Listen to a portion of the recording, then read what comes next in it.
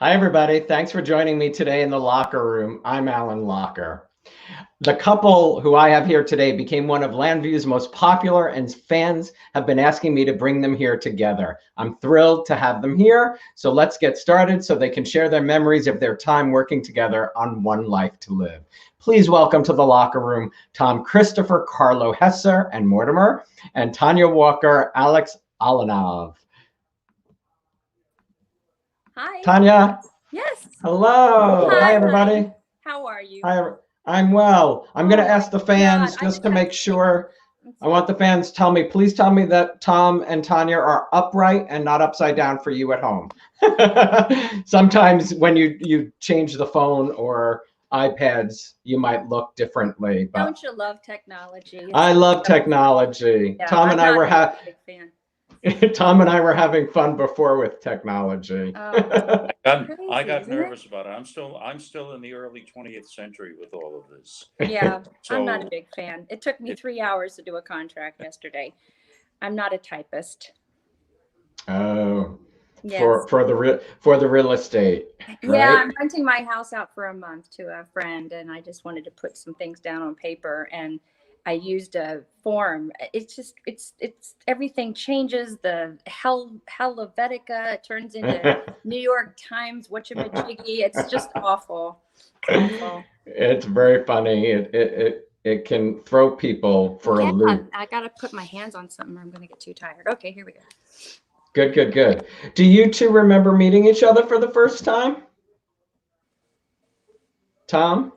I miss you're breaking up on me. How do we correct that? That could just be the internet. So just ask me if you can't hear me. I can hear you now clearly. But okay, great. Okay. I do not remember meeting him for the first time. Do you remember meeting Tanya for the first time, Thom?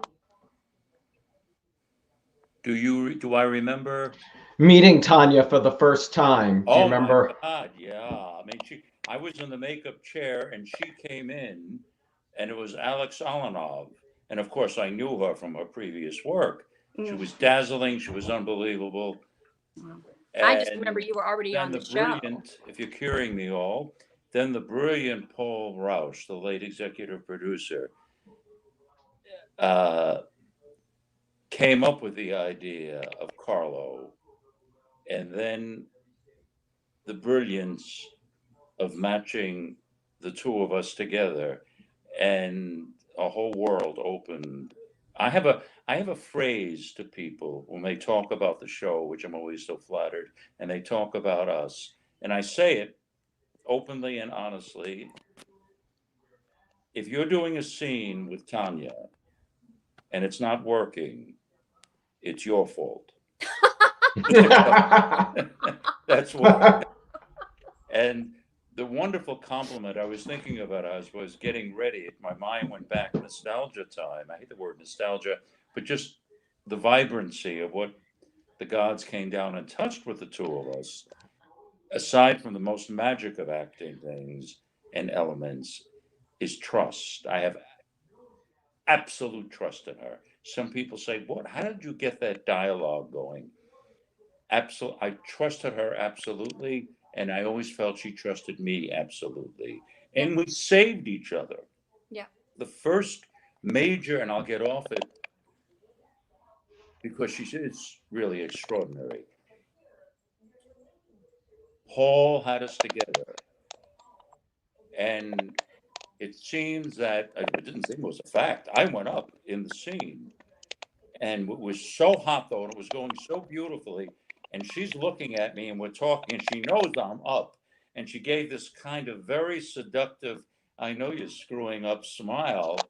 And where is she? She's there. She is. Yeah. And I kept talking, and I said, "I got to get back on track." And no one said stop, as they usually do. Cut, start over, and pick up. This is early on in the relationship. This is how perceptive Paul Rauch was as the creator and the executive producer, combining the two. You can't always combine the two. Mm-hmm. And I was going down to the dress. She got me out of it. what seemed like 5 hours, which is maybe 45 seconds. But she just kept going. She got me back on. She got me back on track by giving me one of my lines. And I was going downstairs now to the dressing rooms at ABC at the studio, and one of the technicians who were in the control room, and everything's up on the bank. They see it. Paul is sitting in this raised area where the executive producers, associate producers. On his throne. Exactly, Tanya. That's what I was going to say. His throne. I was told by this gentleman, he said, I want you to know this, because I have never he's an older guy. He said, I have never experienced it. Paul jumped up and said, keep it going. They'll get out of it. And he walked from one end of that raised area and just kept shouting, keep it going, don't stop them. They'll get out of it. It's wonderful. And all this in about 45 seconds, as I said, but it seemed like 5 hours. And that was really my introduction to her. It was early on in the relationship, but there was always an absolute mutual trust. That's the key. Young actors have asked me when I've spoken at, either the college, performing arts high school, and they say, what is the element? And I said, if you can have absolute trust in your colleague, and your colleague has it in you, it's a love affair. And the camera likes to seduce, and she is not in any way bridled. I mean, she's a very kind of, prim and proper woman. And in front of the camera, she allowed it to seduce us. And that's really a hard level to come to. The camera likes to seduce the actor. Just let it do its work. And that's... Are you producing anything? Because I could really use a job. Well, I could tell you, fans would love to see you two work together. I know. I haven't really tried since I've been out here. I came out here after my husband died, and I just found out not too long ago that Judy passed away. I'm so sorry, Thom. Yeah, I loved her. Woman. I loved her. Magnificent woman. I miss her. Yeah, we've been through too much crap, right? It's life, I guess. It sucks. It is life, but it does. You can say it. It does suck. Sometimes, yeah. She was extraordinary. I wish I had an ounce of her courage. And 6 years, it was amazing. The courage and the determination. It was an inspiration, just a constant. Yeah, Ed too. He had 3 to 6 months to live in 2000. Well, I knew I followed everything with David. And we went on to 219, so 218. Yeah. But anyway, so I moved out here last December, and I had to, reconstruct a home for my children, and that's what I did. And Bella graduated from the American Academy of Dramatic Arts, and so I put her together with one of my old agents, but I didn't ask him to represent me. Nice, very good. I've still got so much to do. Are you in LA? You in LA? I'm in Palm Desert and LA, but right now I'm in Palm Desert. I'm getting the house together. So, do you have anything to lean it against, Tanya? Because I know your hand's going to get tired. I'm trying. I'm trying, but I don't know what that circle is. Oh, that's one of these lights. I see. Yeah, that's what's supposed to be lighting my face right now, but it isn't. It's just in the background. The sun is lighting your face, and you look great. Oh, thanks. Thom, do you remember your set up for my computer, not the phone? But what are you gonna do? You make it work. Yeah. Thom, do you remember your first day at One Life to Live? Oh my God, yes, yeah. You were in Johnny's storyline. Well, it was well before me. Tanya, yeah. And Carlo came together, and my agent called and said, Paul Rauch, his office called from One Life to Live, and he heard you were in town, because I was flying back and forth from the West Coast, and Jude would come out on weekends because I was doing a lot of work out on the coast. And he said, I heard he's, in town. This is December 1989. Oh my God. Before Christmas. And it's just 3 short scenes as Pat Elliott, the late exquisite Pat Elliott. We had a trio going that was unbelievable. Yeah, I love her. And because these women, absolute opposites as actresses, as human beings, but all good. I mean, they just covered a scale. And Pat was rich in theater, Emmy Award, Tony Award, a little night music. Well, I was stunned. I said, I'll pay them to do the scenes with her. So you were her paramour when she was a madam in Las Vegas.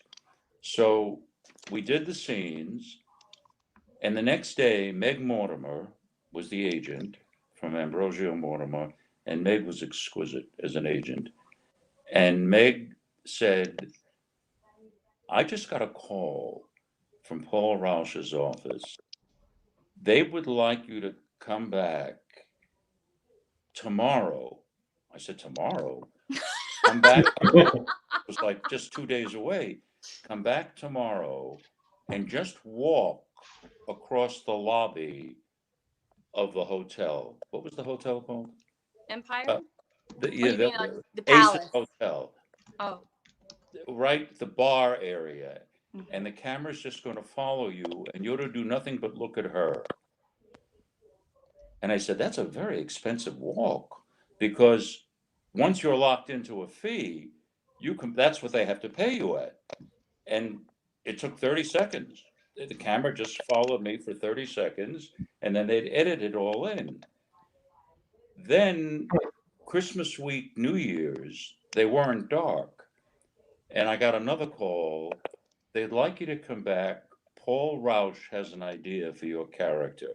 And that's how it all started. It's all Paul. It's all Paul. I executed his engine.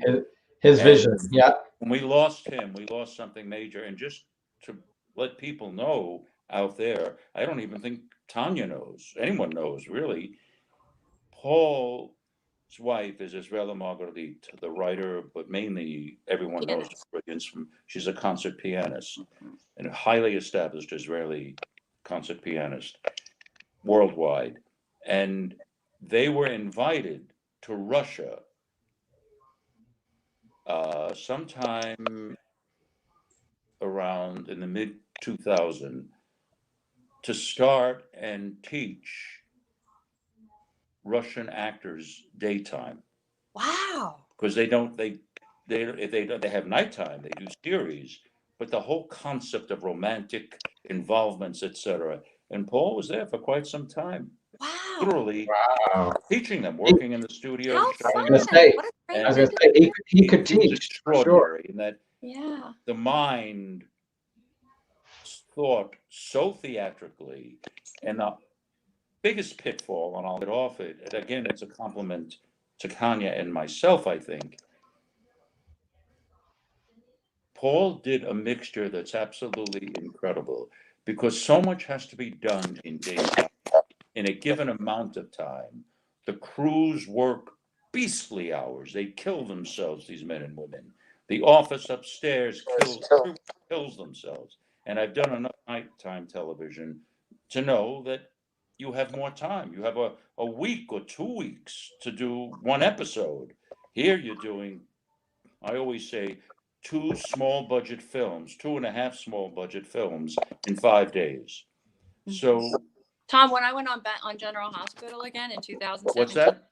I had to do 7 pieces of 7 shows at once. I lost that. It's cracking up. I'm sorry. I had to do pieces of 7 shows at once on General Hospital. That's a whole other world. I know. Linda, Now it's even worse. It's way worse. It's really, they do a lot. One of our fans, Kenya, says Carlo Hesser and Alex Olanov are the best villain and villainess of all time. Thank you. I as I said, when I was blessed with an Emmy Award, I was a reflection of Tanya and Pat. Carlo wouldn't be anywhere without the engine from Paul and the reflection of these 2 gifted women. Well, I also think, though, that Michael Malone and Josh Griffith, especially, deserve an awful lot of credit because Well, they. my point was, with Paul, he combined, it was symbiotic, the creative with the fact that he had to do this in 50 minutes or 45 minutes. Yeah. And he 42. was able not to sacrifice one for the other, which is a rarity. Oh, look, I did it in 45 minutes. Never with him. It was the creative, and the 45 minutes have to fit into the creative, not the creative into 45. And there's a big difference. I will stop talking, but I'm so excited. And you, I remember when you were a baby and doing Mr. Locher, doing little interviews and everything for us. Tanya, Beverly was asking, do you have a favorite storyline with Thom? Oh, yeah, for sure.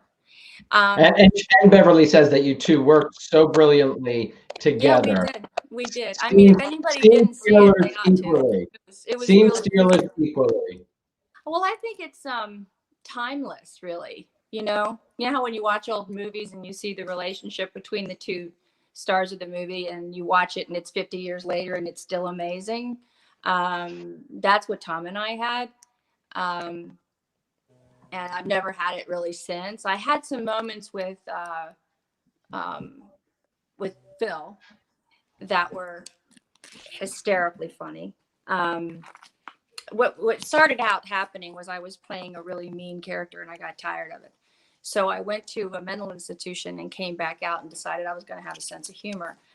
And that's how we got funny. And then the more we got funny, the more they went with it, right? So the most fun is when we were on the TV Guide as one of the 5 sexiest couples on TV. We had never been in a bed. We were never in a bed. We were never in a bed. We were caught playing gypsy bandits. Hell if I know what that is. But we had feathers and handcuffs and outfits and blindfolds, and I don't know. I don't think we had maracas, but we could have. And we just let as much as we could leave things up to the imagination of the audience. That's what we did. And there used to be a little red phone, and that was remember, that was the Standards and Practices phone. Now that phone is now disconnected on all the networks. There is no more Standards and Practices phone. I don't know that for a fact, but I deduce that from what I'm seeing. Did they really have that? And yeah. If I didn't have 1 foot on the ground and Thom didn't have 1 foot on the ground at all times, the phone rang. We were doing like the bat phone. I miss it. Oh yeah. A lot and of what gods she's saying would is, call, is cracking up, and I assume she's talking about us because the red phone, we live by it because Ray Hostin, the late Ray Hostin, floor manager, wonderful. His voice would come out over the mic. Gotta pick up. Don't do that with the oysters. We had a scene. The writers were unbelievable. The writers right through were just unbelievable. And remember that scene? And we were eating oysters. And I had seduced her to come to my apartment. I ate one on camera at the Miss USA pageant, and people thought it looked pornographic. When they gave us oysters, I thought, oh, I can do this. I mean, and you got in trouble for the way you were eating them. Uh-huh. Wow. But we pushed. We weren't doing anything. It was all eating. People were doing stuff.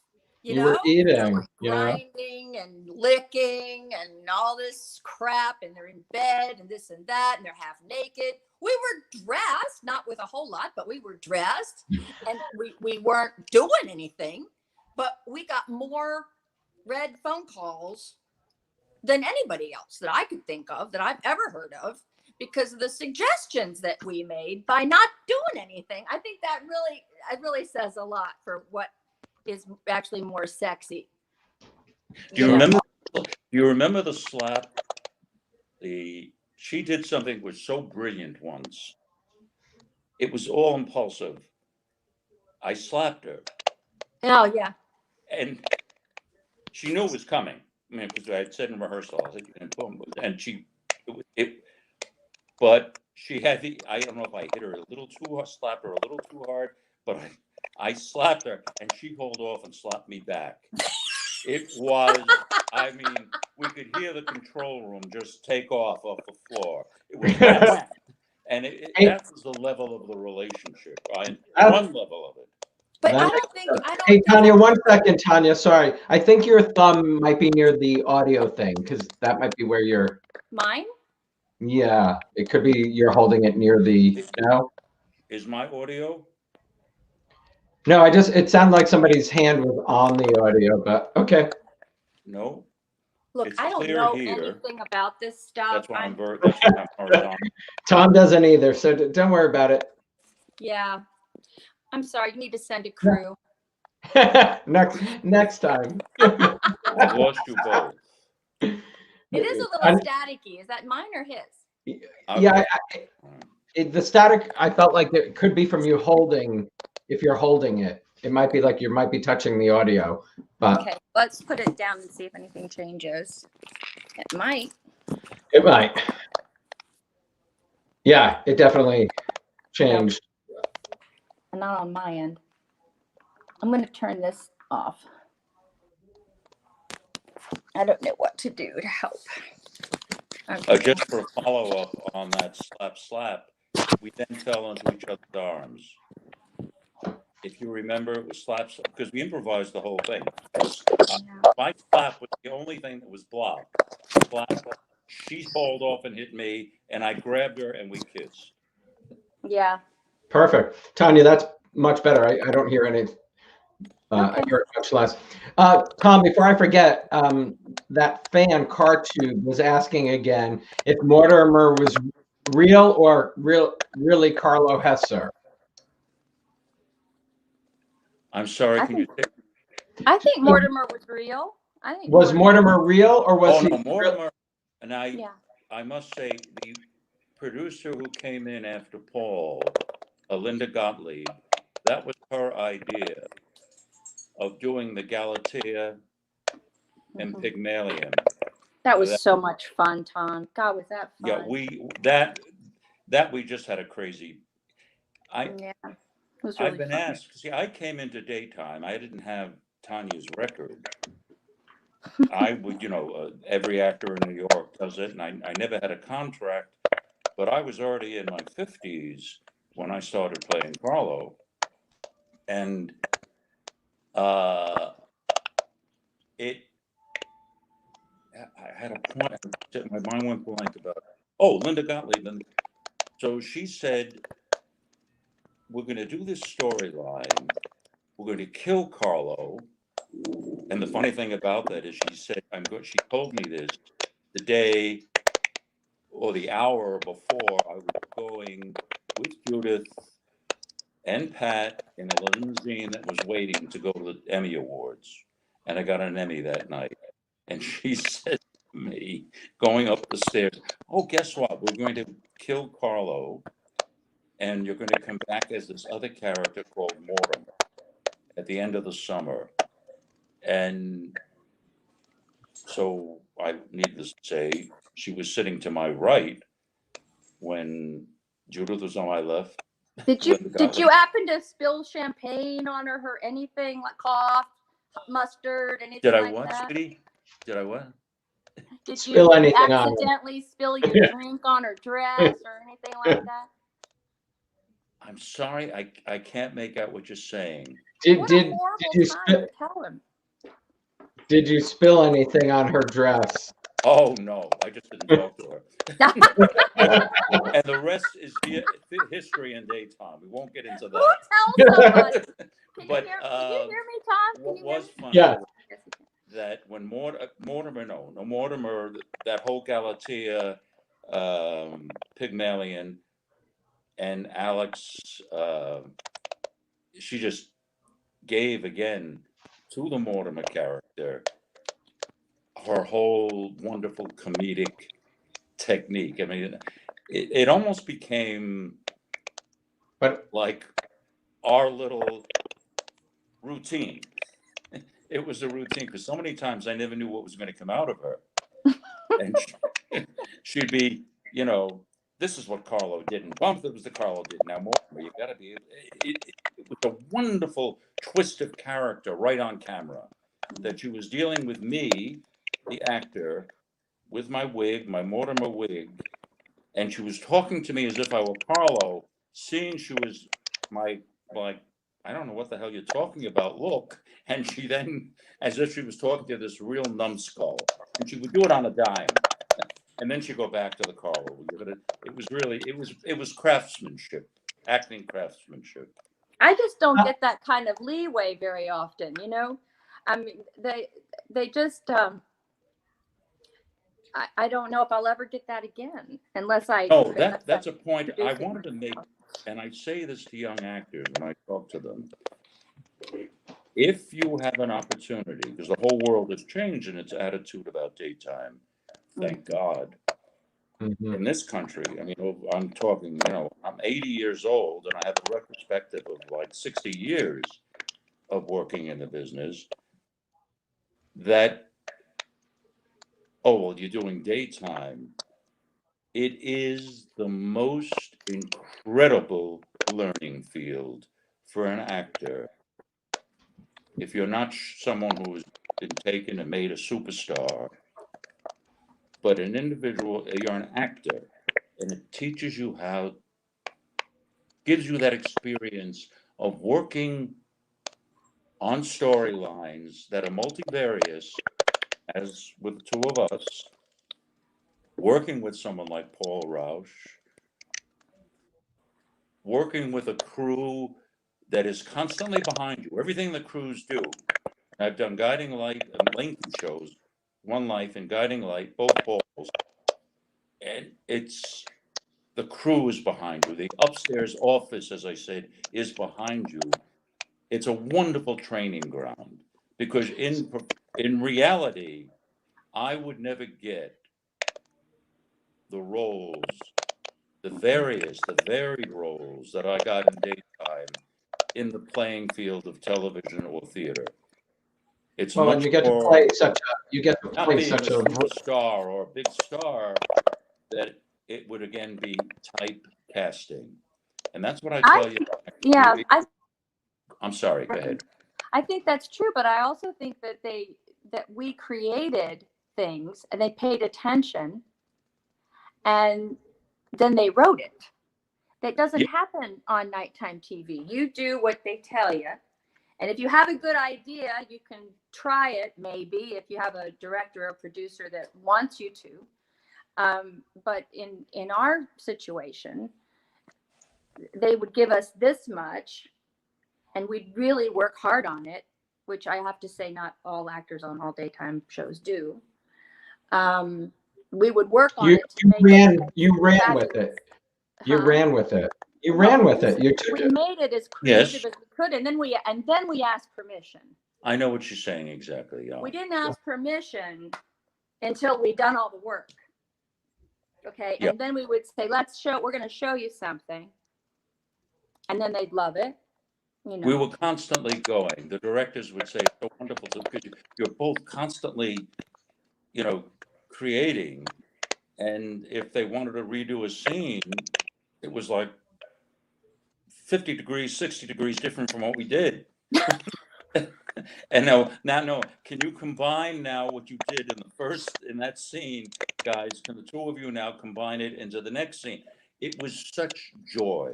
It was. I've never had so much fun in my life. Never. I agree with you. It was just such joy. Well, Tanya, as Thom was saying about daytime television, your first role was Capital. What did you learn there? I learned how nervous I was. Believe it or not, okay, I get on Capitol. I'm on there with about, I don't know, 10 other actors that have really never done much. And then I'm on there with about 10 actors who are superstars. Rory Calhoun, Ed Nelson, just so many, Constance Towers, Carolyn Jones. I mean, these people that had superstars. And so they taught me all kinds of stuff. You know, they taught me, Carolyn Jones taught me how to never look like this on camera. Always move your whole head. Because when you have big eyes like she and I do, it looks like an egg, like a fried egg. She just, and then Marge Doucet, when she replaced the Carolyn Jones, who I loved her so much. It was horrible that she passed away. Marge Doucet would say, well, do you have a problem with this or that? And I'd say, well, I'm kind of having a problem with this. She's like, well, you have to tell them, because it's your face that they see at home, not the people. They don't see it at home. They don't say, gee whiz, it's terrible that they made her do that. They don't say that. They say, I don't like her anymore. So, so you have to speak up for yourself, because it's your face. It's your life. And so there's probably a lot of people who are really sad that I did that I got that advice from her. But well, now they know who to be angry with. Yeah, well, I just really learned. But when I was on Capitol, you couldn't even hear me.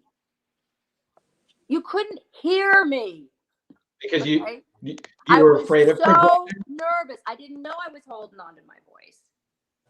And they'd say, could you speak up? And I'm like, yeah, sure. And then I'd say, and they'd say, could you speak up? I'm like, didn't I speak up? I thought I was speaking up. I was so nervous.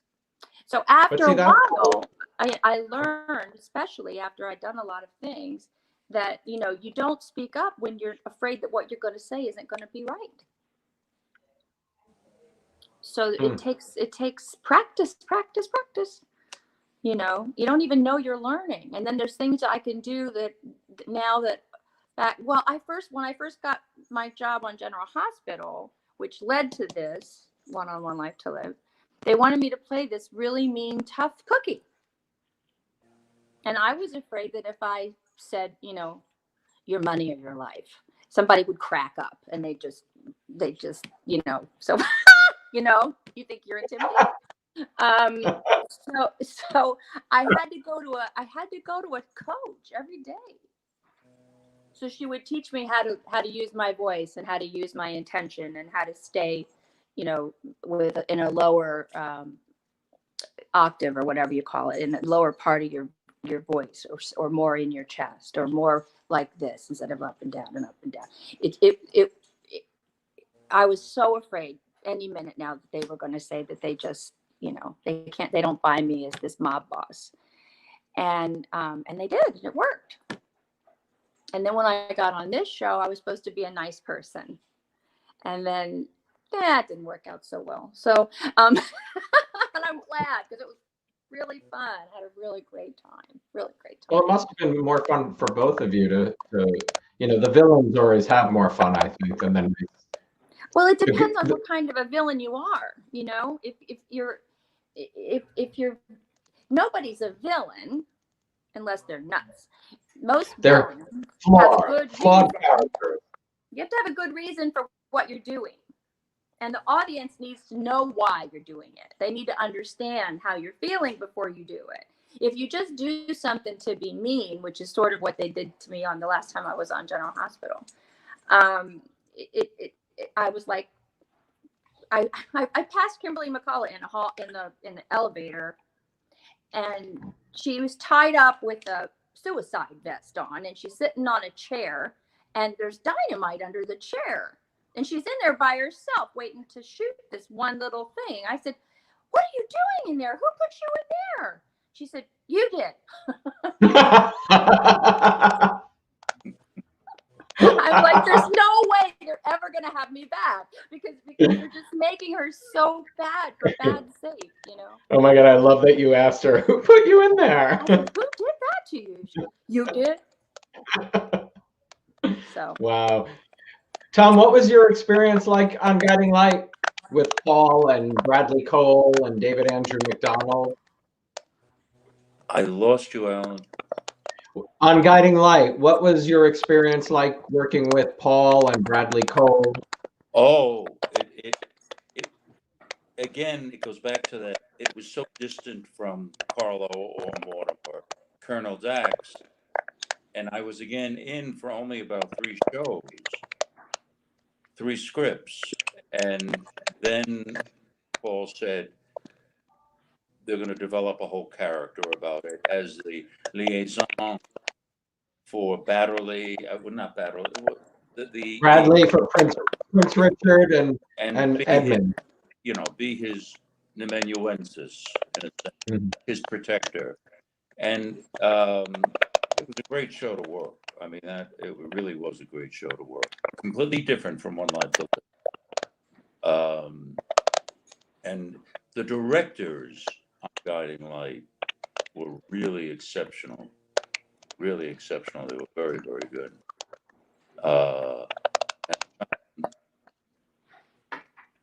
I think that writers, and that's where it all comes from. It comes from the writing. And I don't, whatever media it might be, theater, television, daytime, nighttime, I hate using those expressions. But it's always the writer. And the good writers who really are committed to the characters feel what you as the actor can do and where you can take it. I don't know. Did you feel that in your experience? Yeah, absolutely. They know how far to give it, that what they envision and they see is going to find fruition.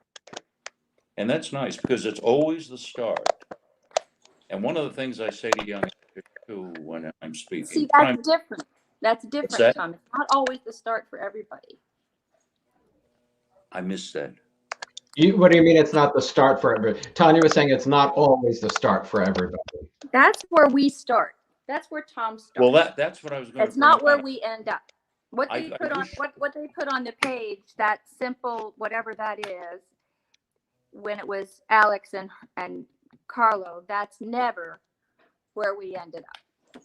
It grew and blossomed and changed and morphed, and by the time we were on TV, everyone had the foresight to say, and it worked. I'm sorry, I didn't mean to interrupt. You're at the end. Said something I didn't.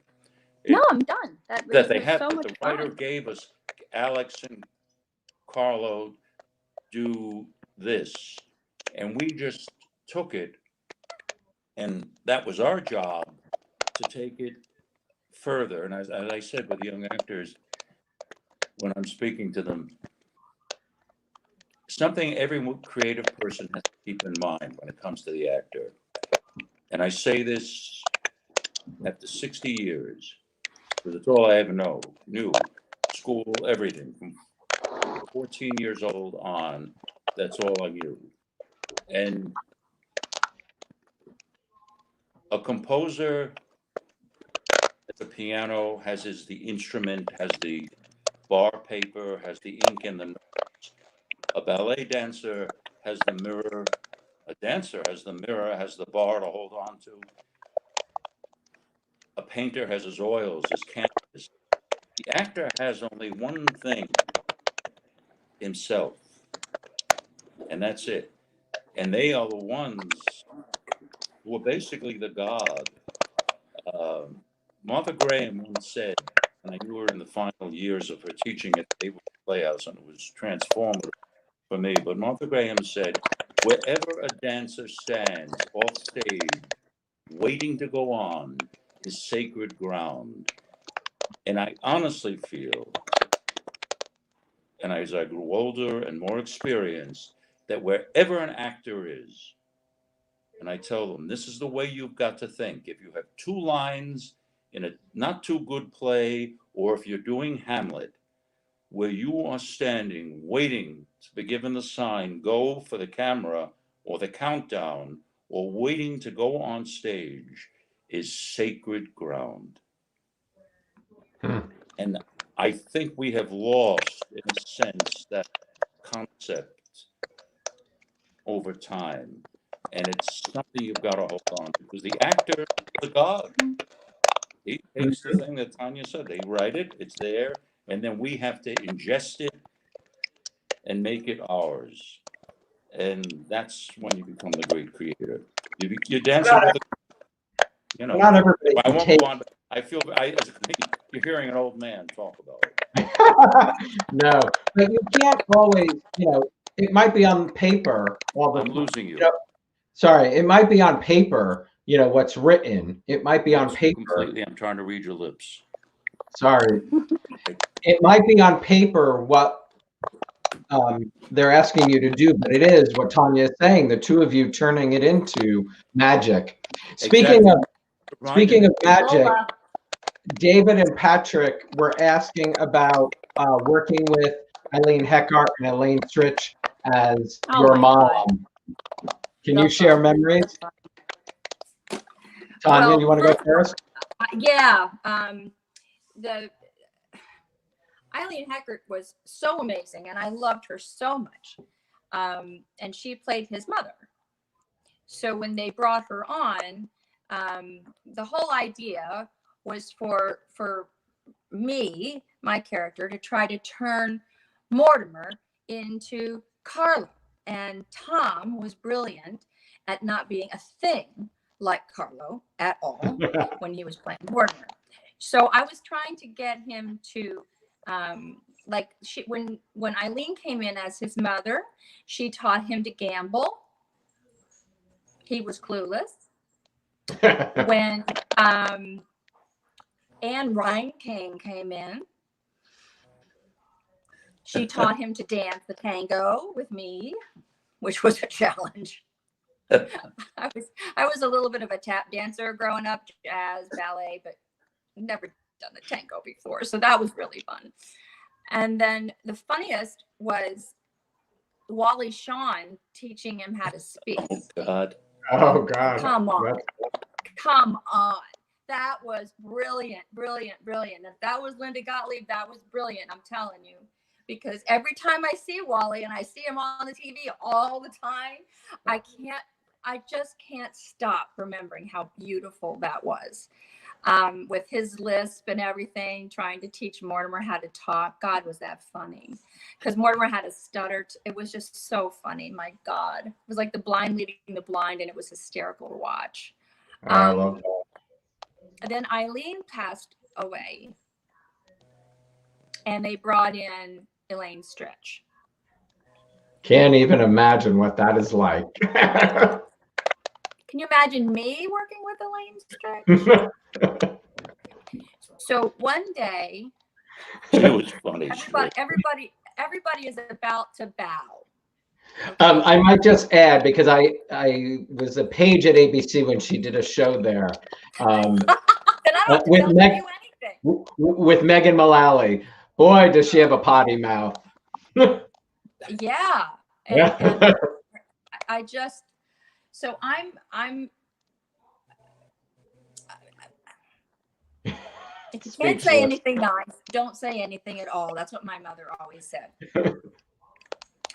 But there was a time we had a set that we were supposed to continue to shoot in, and she decided she was hungry and that we should go to dinner.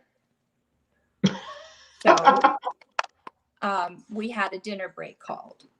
So I get down in my dressing room, I take off my clothes, I put on my robe, I go grab something to eat. I'm like, got 2 bites in my mouth, and they're hollering at me, Tanya Walker, please come to the set. Tanya Walker, please come to the set. So I go up to the set, and they're like, you have to get dressed. And I said, I thought we were on dinner. Well, she changed her mind. Oh, okay. I'll be right back. So I went down to my room and I changed my clothes and I put on my makeup and I got up there and she said, well, it's about time. Whoa.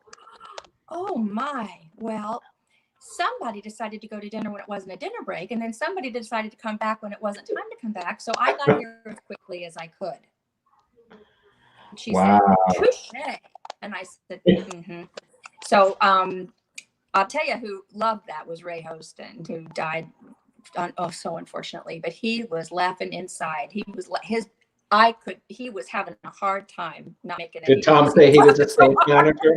Was he the stage manager? Yeah. Yeah. But I went to see her on stage afterwards to find out what all the fuss was about. And she was brilliant. So, I guess it goes with that territory, because I hadn't seen her and I didn't know what all the fuss was about. And then I decided to go see what it was. And she was fantastic. Oh, that's great. Thom, what do you remember about Elaine and Eileen? I was bowled over by both of them.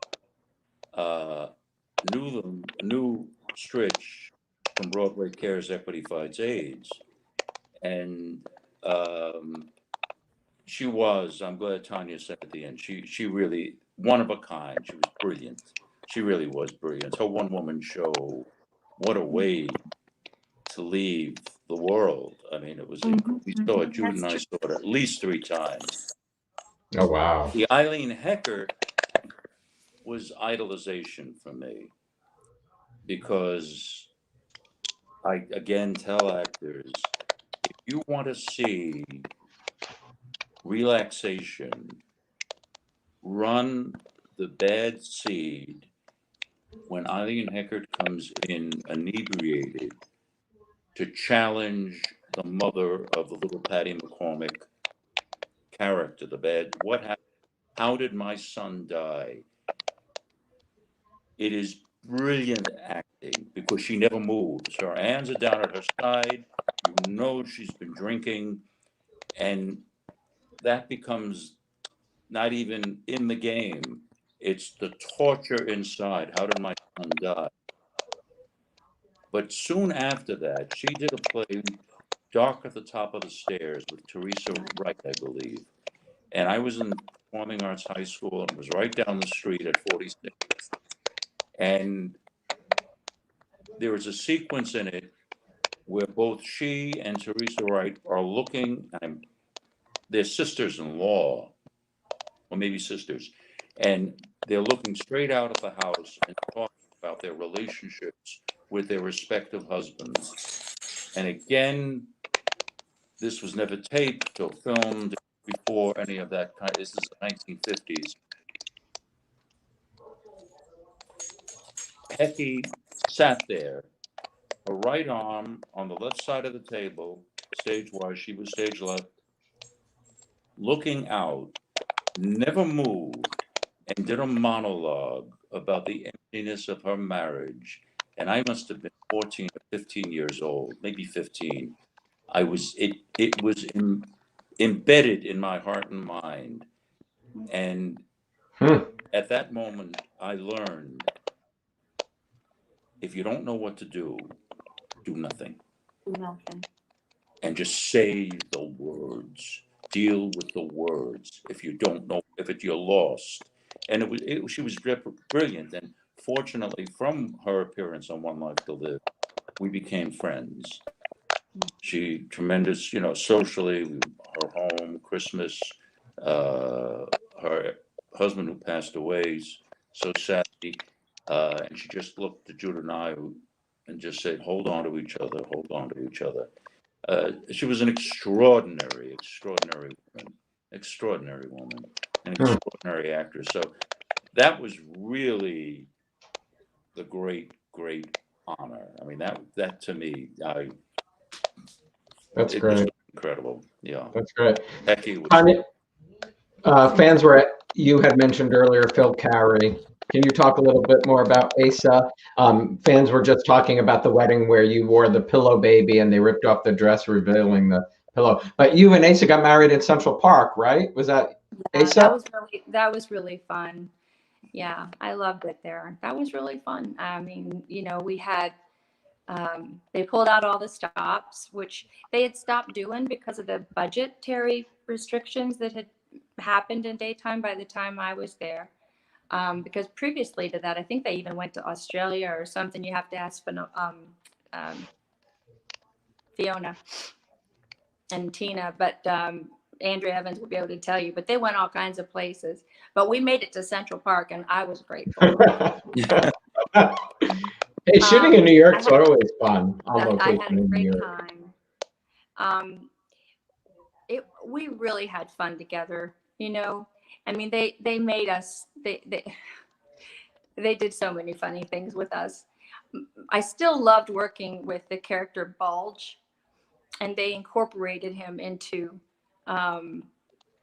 into that wedding in such a way that he was a nun, and he came in and he threw off his habit and he kidnapped me, and oh my God, it was just hysterically funny. Who played that actor or that character? I'm trying to remember. Do you remember? The fans will. He was huge. He was huge, and then he went on to be a big Broadway star. He played Gaston in the original Beauty and the Beast. Oh, okay.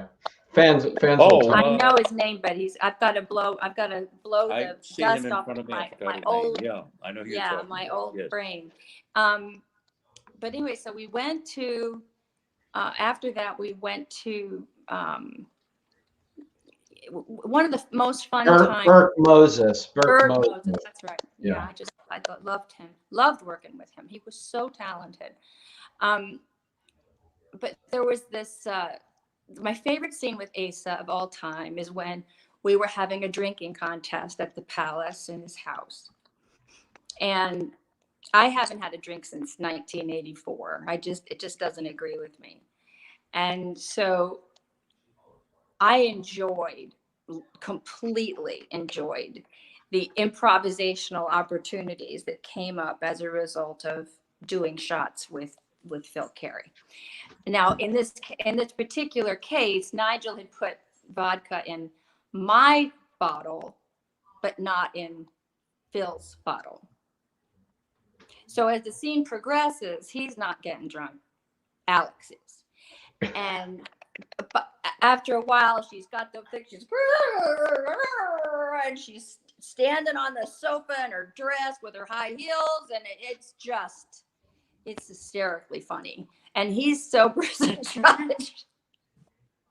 And it was fun for me. I had fun doing that. You know, I just love the fact that I got to let loose on that show, you know, and I don't know if you ever get that experience on anything else.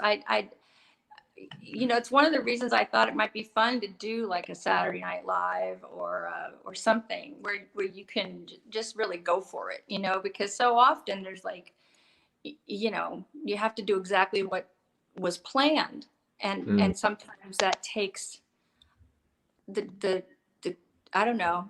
I guess you're really a professional when you can do your improvisation on cue, right? And that's what we have to do in most other forms of entertainment. You know, because the camera has to know where you are, the writer has to know where you are, the director has to know what you're going to do, where you're going to be, so they can get it. And then to have to recreate it like I have to do in movies and stuff. You have to be able to recreate it as if it's the first time you ever did it, and so that's difficult. I can do it, obviously, but it's not as much fun. It's just flying by the seat of your pants, and there is a lot of flying by the seat of your pants. Even when you plan it and give it to them and everything, it's still a feeling of freedom that you get on a soap opera. Also, you get to know that character inside out and backwards. You create that character. You make up. You know, the writer creates it, and then you make up everything else about it, and you make up the backstory in your head, so you have a full-fledged character. Yeah, and that's a blast. Yeah. George was saying that you were brilliant as Olivia, and they'd love to see you back in General Hospital. Maura West played your sister, right? Love her. She's so good. Oh my God. Yeah, she played my sister. I would have loved to work with her more, but they really they made me sort of like, I didn't really recognize Olivia. The character.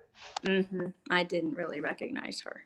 So I did the best I could with what I had, you know, grateful to have a job, honestly. so happy to be back after 26 years on that show.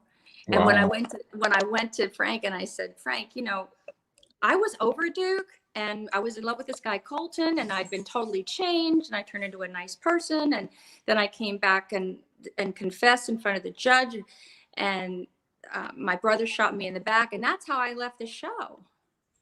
So to come back still nuts about Duke just doesn't make any sense. He said, a lot of the people that watch the show now weren't born yet when you were on before. Oh. Okay, never mind. Sorry, just checking. And I was like, okay, I'll do it. He goes, we're not bringing a nice person back to the show. I said, okay, never mind, forget it. You know, I'm very forward, and I can, and they know they can give it right back to me. So I appreciated that. I just wanted to ask, you know, never hurts to ask. Never. Hey, my mother always said, you got to ask. All you'll get is a no. That's right. That's right. That's why I was asking, because I'm like, she's already done something with Kimberly. She would never hurt her again. And there she was in the elevator with a suicide vest. I'm like, ugh. That's the best story, though. Who did that to you? You did. Hey, Tom, Matthew, one of our fans, Matthew, was asking, what do you remember about Buck Rogers and playing Hawk? Wow. Again, I was blessed. It fulfilled every fantasy I ever had about science fiction or fantasy. And what I remember most,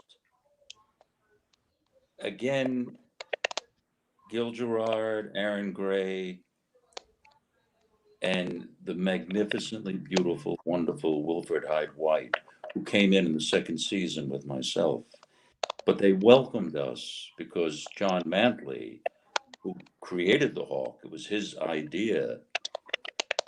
And when they flew me out to audition for it,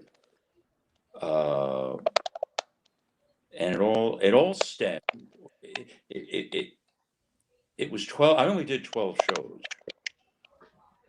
and they only wrote me into about half dozen of them because of the feedback that came from the first 6. And John Mantley was exquisite. But it all started with Joel Thurm, and I think that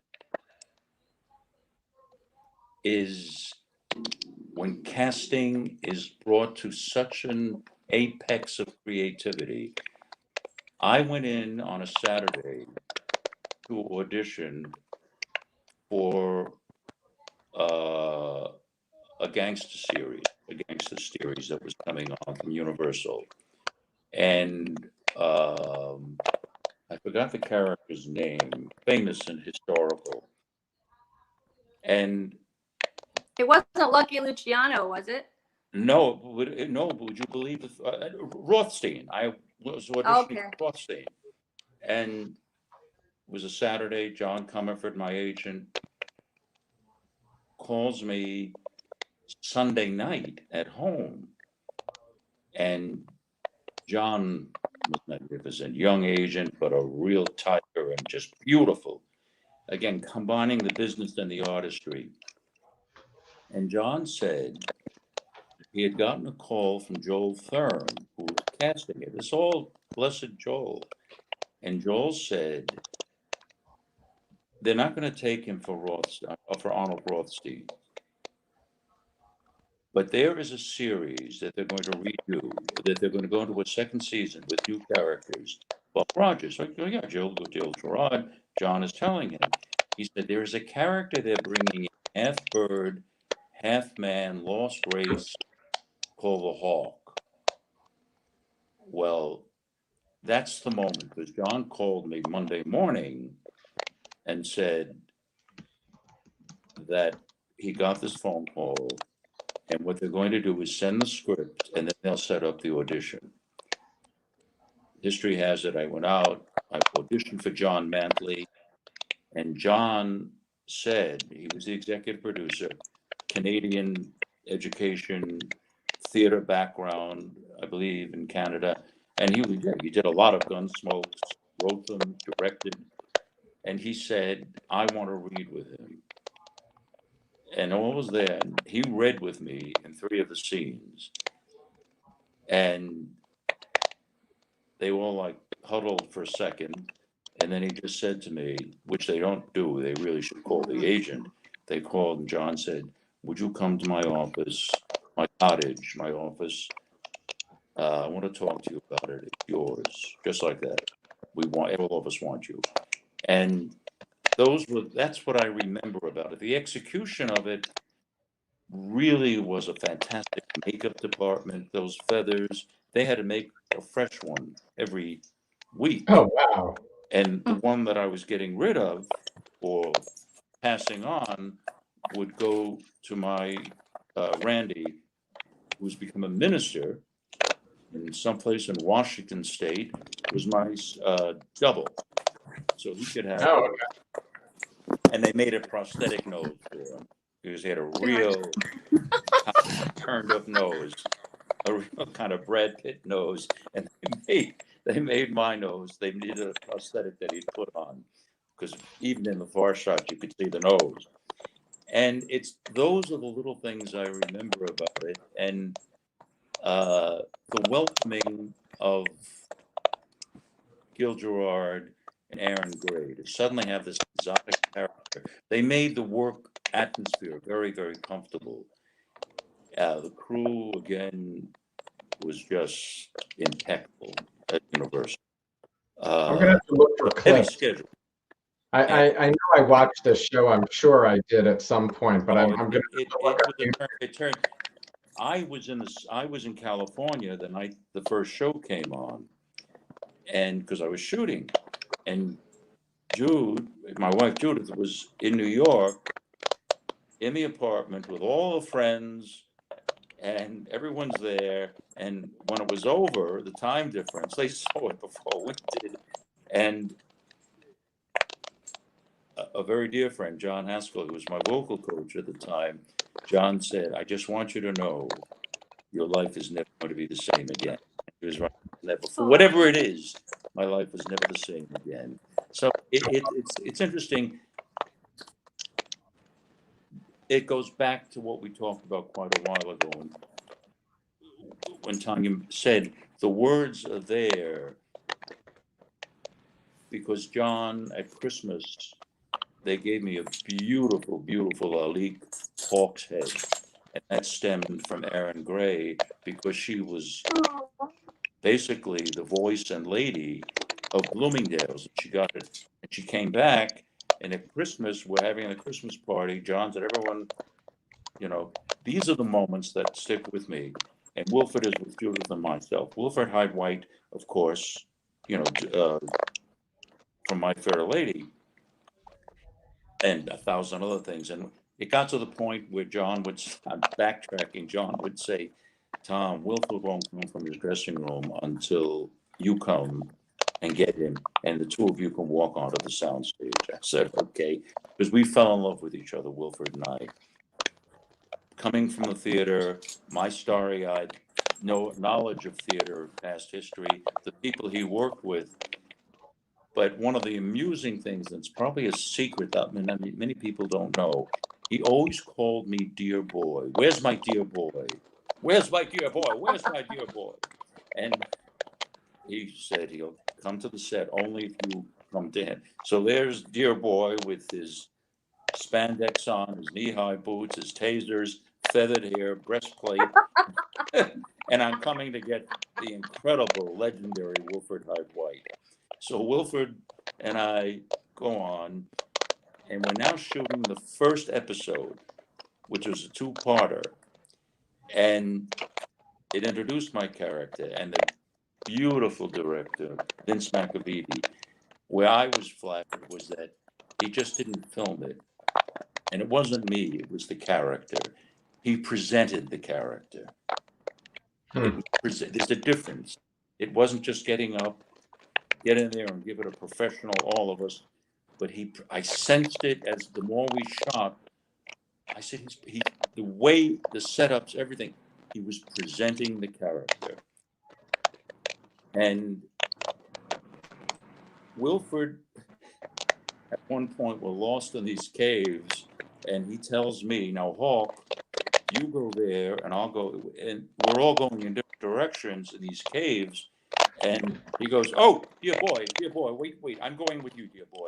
And they kept it in. And it's there. He goes, oh, dear boy. That was Wilfred. And Thom, your memory, Thom. insinuating little things that are out. Thom, your memory is amazing. It was a wonderful, wonderful experience, and it affected people. So It is, isn't it? it's one of those Thom. things that an actor dreams about, that you brand it into a kind of collective imagination and of an audience, which an actor, knows it. She experienced it. She's experiencing it. Without, I mean, she did what she did into the collective imagination. So that's my answer to what do I remember. It was that. Well, that's a good memory. I mean, it's Everything incredible. outside of it, and again, he's passed on. But John Stevens was the line producer, who was also extremely, extremely giving. John Mantley. And John said beautifully, he came about 3 aired episodes in, he came to the set and said, the tower, the Universal Tower, said, if we can get another season out of Buck Rogers with the Hawk, Thom will have his own show.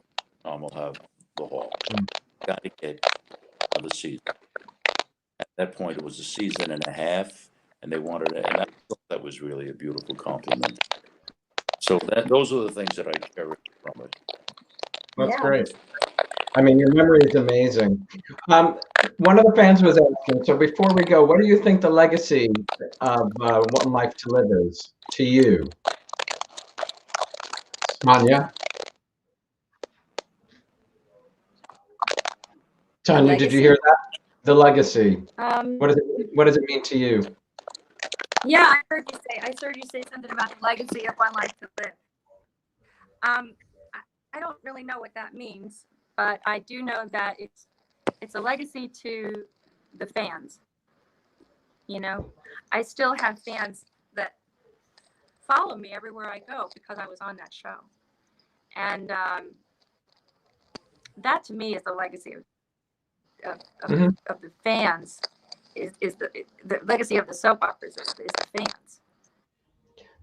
I don't really know of any other fans that are as fabulous as our fans. And they remember every scene, everything, absolutely everything.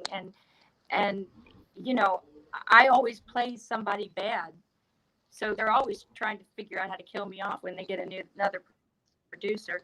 And I've been saved by the fans so many times, and I just, that to me is the legacy of the daytime shows I've been on, is that fans love them so much. Yeah, and well, they make a connection. You're family to them. I do too. Yeah, and they are to me. Yeah, I remember when I was going to the Emmys, when I was nominated for Emmy, Reba McEntire was there, and people were like screaming along the street, and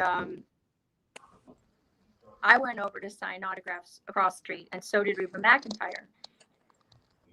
So we went over the tape in order to sign the autographs for the people, and not everybody does that.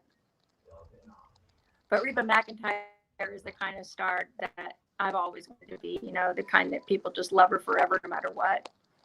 Mm-hmm. And I feel so grateful to have had my dreams come true as a kid, to be able to do what I always wanted to do. And people would laugh, like in high school and stuff. Yeah. But I did it, I was able to really make a lovely living doing it. So if it weren't for the fans, I wouldn't have that. I would have been killed off like the first time. That would have been it. So that's the legacy of daytime for me. It's a good one. Thom, do you agree? Yes, the legacy that I felt, I look back in time, and between the turn of Buck Rogers, One Life to Live, is the cumulative effort, everyone working to make us look so good. And I was very proud of the work that I did, because it always comes down to the work. But that would not have been possible without a Tanya, without a Hecky, without a Stritch, without the hundreds of actors that we worked with. I mean, Erica Slezak, when I did my first scenes with her, when Paul had me come back that Christmas week, they were with her in the hospital bed. She was in her hospital bed, and it would monitor to each other. And I'm saying, I'm talking to an actress who's established herself, but this is Walter Slezak's daughter, and it's Leo Slezak, maybe the greatest, one of the greatest German opera singers the world has ever known, his granddaughter. Because I tried to tell her that she should really write a book about 3 generations. Leo Slezak? It was something Judith always went on about. She goes, I look at the show and I'm saying, my God, that's Leo Slezak's granddaughter. My wife knew opera inside and out. Every note. She was incredible.